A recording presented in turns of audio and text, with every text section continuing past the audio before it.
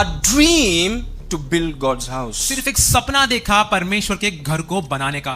You know what God is saying? आपको पता है परमेश्वर ने क्या कहा? He said, Jesus will come out of your lineage. उसने कहा कि यीशु मसीह तेरे वंशावली से आएंगे। Even today, when you read the book of Revelation, Jesus is called the seed and the offspring of David. आज भी अगर हम प्रकाशित वाक्य की किताब को पढ़ेंगे तो हमें देखते हैं कि यीशु मसीह को दाऊद की संतान या दाऊद का बीज बुलाया जाता है। Think about it. इसके बारे में सोचिए। When did that happen? वो कब हुआ? He said, Lord, I want to build a house for you. उसने कहा कि परमेश्वर मैं आपके लिए घर को बनाना चाहता हूँ। God said, you won't build.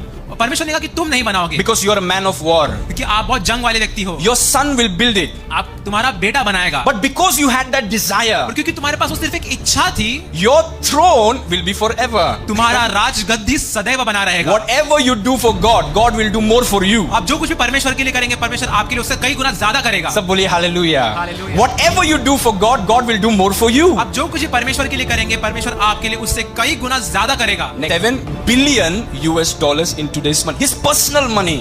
वो $7 बिलियन जो आज के समय में है। And he put a national budget, national provision for building God's temple, and that provision was $250 billion.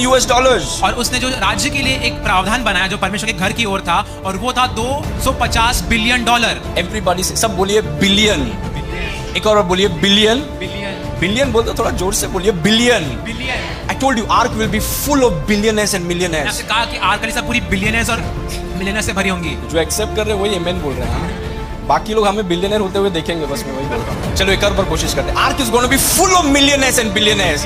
Oh, glory to God. So if you're seriously committed towards building God's kingdom, if flood of resources will be released. यदि आप परमेश्वर के राज्य के निर्माण के प्रति आप गंभीरता से प्रतिबद्ध है, तो आपकी ओर संसाधनों की बाढ़ आएगी।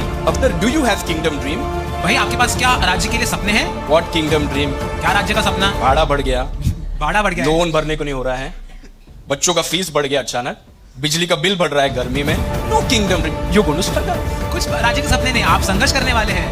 मैं फंस के बोल रहा हूँ, गुस्से से नहीं बोल रहा हूँ। You're going to struggle. आप संघर्ष करने वाले हैं। Because the Father's resources are released to those who are thinking about the Father. पिता के संसाधन सिर्फ उनके ओर रिहा होते हैं जो उसके घर के, उसके राज्य के बारे में सोचते हैं।